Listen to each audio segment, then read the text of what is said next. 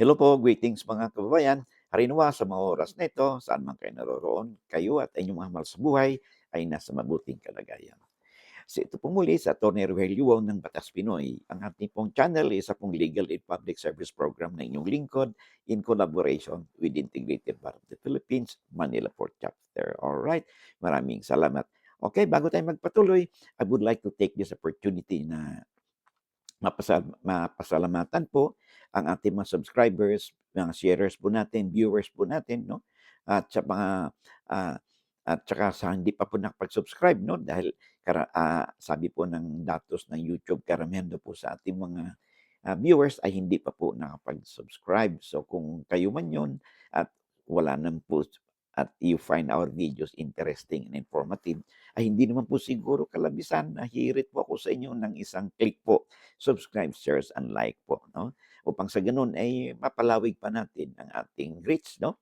Ma-spread out po natin ang ating advokasya kasi sa bawat subscribe po ninyo, sa bawat click ng inyong ng like at shares po dito sa ating channel, no? Ay marami po tayong ma-reach out na mga kababayan.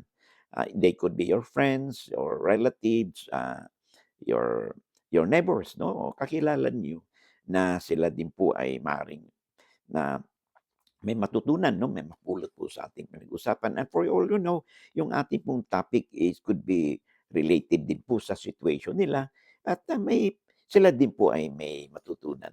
Okay? Sabi nga natin ay lamang na ang may alam sa batas. Okay, so of course, I would like also to announce this, no? Yung special big news po ito.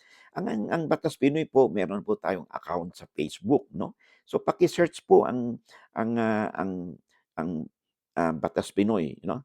Account, no, sa Facebook, and of course i-follow po ninyo, no? Paki-spread out po, no, sa inyong mga fellow subscribers, sharers, and likers po na meron na po tayong Facebook account, no? Ang Batas Pinoy. This is in connection with the incessant request, no, ng ating mga subscribers na sharers po na may mga Facebook accounts na kung pwede ay magkaroon din po tayo ng page, no, sa Facebook. Now, nagkaroon na po tayo, no, nag-give in na po tayo sa request nito, and kabubukas po lang po, no, ng ating account sa Facebook. Search po ninyo Batas Pinoy po sa Facebook, okay? And then, aside from dito sa YouTube, we can interact, no, doon sa Facebook account nito ng Batas Pinoy, and hopefully, no, with your support na ay makakuha po tayo ng followers, no? At maparami po natin ng ating followers para ma-spread out natin ang ating advokasya. Siguro as of this recording, at this very moment po, no, mabibilang pa lang po sa daliri ang ating followers, no?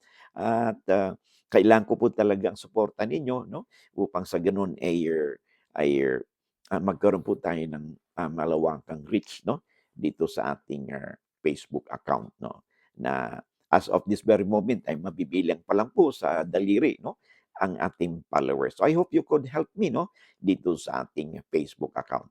Maraming salamat sa inyong suporta. Okay, let us now proceed dito po sa ating discussion. Ang ating pong discussion ay may kinalaman po sa sulat po sa atin ni Fatima Mokhtar. Okay?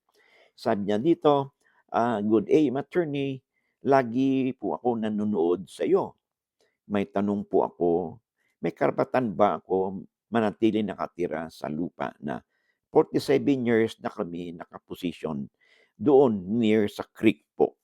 Kasi yung katabi naming lupa ay may nakabili. Tapos according to sa kanya ay may parte sa bahay ko po na nakapasok sa kanyang lupa.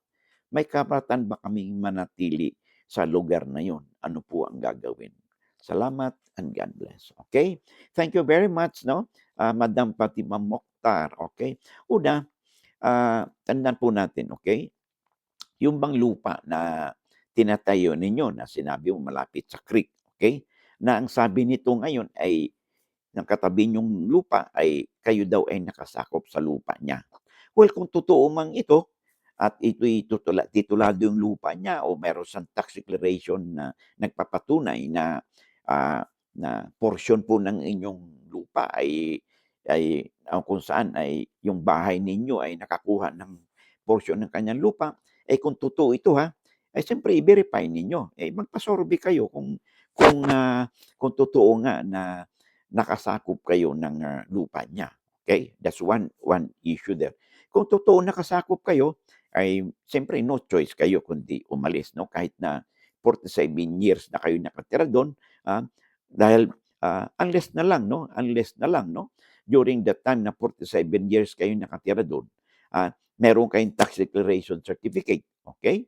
At, nando'n kayo dahil sa paniniwala ninyo na you are staying there 'no, in possession in the concept of an owner na bilang nagmamay-ari, okey? At yung lupa ay classified as A and D, ibig sabihin alienable and disposable yan, okey? Kung ganitong nangyari, abay huwag kayong basta-bastang umalis do'n lalo na kung hindi naman titulado nung yung, lupa 'no, yung portion ng lupa na di umano naka-occupy po kayo, okey? Secondly po, tandaan po natin, 'pag kayo po'y ay nasa tabi po ng ilog o creek, okey? Kahit na sabihin natin na kayo ay may titulo doon sa lupa mula sa pangpang 'no, ng ilog na 'yan hanggang sa inyong porsyon na kung saan kayo nakatira. Assuming 'no, na kayo may-ari na in the concept of an owner. Ang problema po niyan kahit na kayo'y may titulo na 'yan, napatituhan ninyo, subject po rin po 'yan sa tinatawag nating legal easement, okay? Public or legal easement, okay? So na ang lawag po niyan is a minimum of 3 meters. Depende po sa laki ng ilog o sa creek, no? So in this case, dahil creek 'yan, so subject din 'yan sa legal or public easement, okay? Na 3 meters, okay? Anong ibig sabihin nito? Ang ibig sabihin po niyan 'no, sa ilalim po ng Article 638 ng ating Civil Code, yang yang yang yung portion na lupa na malapit sa pangpang ng ilog ng creek within 3 meters, minimum 'yun 'no, ay hindi po 'yan basta-basta mapatayuan ng anumang istruktura, okay? Because this is what we called, ayan po ay reserve po 'no, ay reserve po 'yan for salvaging 'no, reserve po 'yan sa maintenance and for public welfare po 'no. Ang ano na 'yan, ang porsyon ng lupa na 'yan 'no. So, reserve po 'yan for general interest ng community, for nakalagay sa batas, for, navigation, floatage, fishing, and salvage, activities do'n po sa may creek na 'yon, okay? So, hindi po basta-basta na pinagbabawal po ng batas na magkaroon po ng anumang istruktura within the 3 meters 'no, easement 'no, mula do'n sa pangpang ng creek. So kung tingnan ninyo, kayo ba ay sakop do'n sa 3 meters? Kasi sabi niyo, malapit kayo sa creek na nakatira 'no, for 47 years, okay? Kung malapit kayo do'n sa creek at within 3 meters kayo, kahit na sabihin nating nando'n kayo in the concept of an owner, okay? Ay hindi pa rin, pinagbabawal pa rin ang pagkaroon ng anumang istruktura within the 3 meters, width 'no, dito sa nasabing creek. So i-check po ninyo 'yun.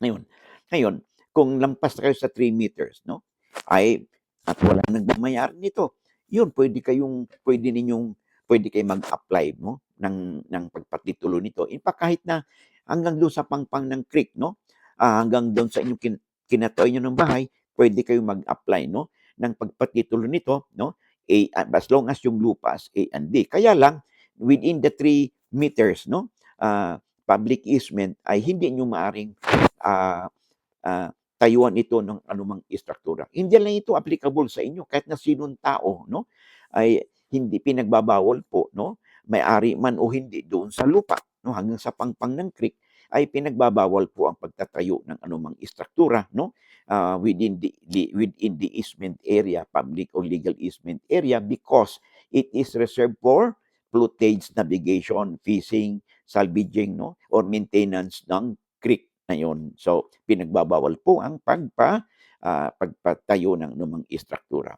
Ngayon, with reference doon sa kapitbahay ninyo na sabi naka-occupy ka ng porsyon ng kanilang lupa, no?